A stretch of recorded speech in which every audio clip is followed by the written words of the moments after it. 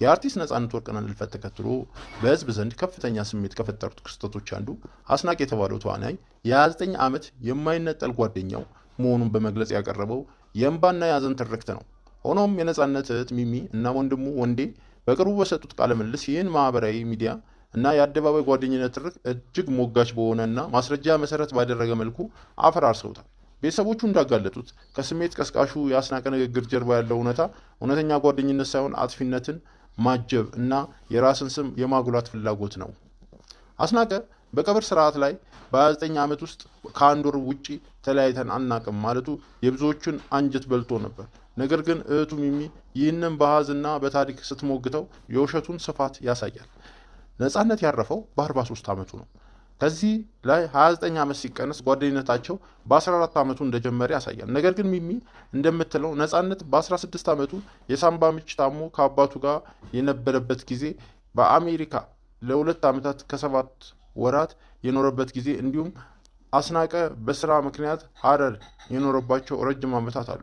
እነዚህ ተጨባጭ የእውነት ውጣ ውረዶች እና ርቀቶች እያሉ ከአንድ ወር ውጪ አልተለያየንም ብሎ መናገር የሐዘኑን መድረክ ለራስ ፕሮሞሽን ወይም ሰልፍ ፕሮሞሽን ከመጠቀም የዘለለ ትርጉም እንደሌለው ቤተሰቦቹ በአጽንኦት ይሞግቱታል። በዚህ ቃለ ምልልስ ውስጥ እጅግ አነጋጋሪ የሆነው ነጥብ የጓደኝነት እውነተኛ ትርጉም መፈተሹ ነው። ነጻነት ህንድ ታክሞ ሲመለስ ሐኪሞች በአንዲት የጠርሙስ ቆርኪ መጠን እንኳን አልኮል እንዳይወስድ ጥብቅ ማሳሰቢያ ሰጥተውት ነበር። ይህንን ደግሞ ቤተሰቦቹ ለአስናቀና ሌሎች ጓደኞች በግልጽ አሳውቀዋል። ወንድሙ ወንዴ እውነተኛ ጓደኛ ማለት ጓደኛው ገደል ሲገባ አብሮ የሚገባ ሳይሆን ተጨቃጭቆ ቢሆንም ከጥፋት የሚመልስ ነው በማለት የአስናቀን ጓደኝነት ሚዛን ላይ ያስቀምጠዋል። ነጻነት መጠጥ በማይገባው የጤና ቀውስ ውስጥ ሆኖ ሳለ እና አስናቀ ታገስ በተባለው መጠጥ ቤት ውስጥ አብረውት ይጠጡ እንደነበርና ሂሳቡንም ነጻነት ይከፍል እንደነበር ቤተሰቦቹ አጋልጠዋል። ከዚህም አሳዛኙ ነገር አስናቀ ራሱ በቀብሩ ዕለት ዛሬ ታገስ ቤት ቀጠሮ ነበርም በማለት መመስከሩ ነው።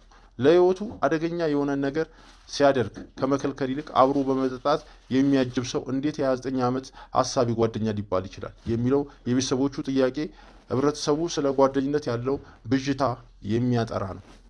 አስናቀ በቤተሰቡ ስብስብ ላይ ከእናንተ በላይ እኔ ነኝ ያዘንኩት፣ እኔ ነኝ የምጎደው በማለት የሐዘኑ ዋና ባለቤት ለመሆን መሞከሩ ቤተሰቦቹ ክፉኛ እንዳስቆጣቸው ሚሚ ገልጻለች። ሆኖም ነጻነት በህይወት እያለ የነበረው እውነታ ለወንድሙ ለወንዴ አውጥቶ ነግሮት ነበር።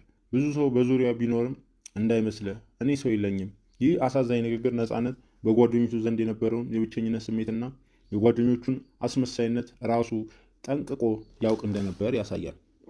በተጨማሪም አስናቀ በማህበራዊ ሚዲያ ላይ ነጻነት መኪና ከገዛ 1 ወር ከ15 ቀኑ ነው፣ ከዚህ በፊት ምንም አልነበረውም በማለት ያሰራጨው መረጃ የጎፈንድሚ የገንዘብ ማሰባሰቢያ ትርክት ወይንም መኪና የለውም ቤት የለውም ለማለት ለማጠናከር ሆን ተብሎ የተፈበረከ መሆኑን ቤተሰቦቹ አጋልጠውታል።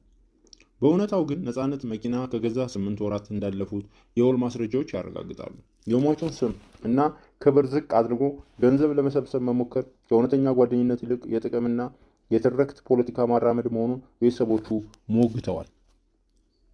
የነጻነት ቤተሰቦች ያቀረቡት የአስናቀና የመሰል ጓደኞቹ ታሪክ በማህበራዊ ሚዲያ አደባባይ ከሚታየው የሐዘን ትወና ጀርባ ያለው አስደንጋጭ ግብዝነት ያሳያል።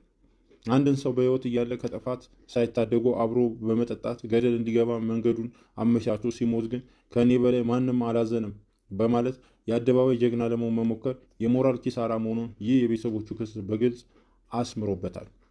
ተዋናይት አስናቀ ለዚህ ክስ የሚሰጠው ምላሽ ይጠበቃል።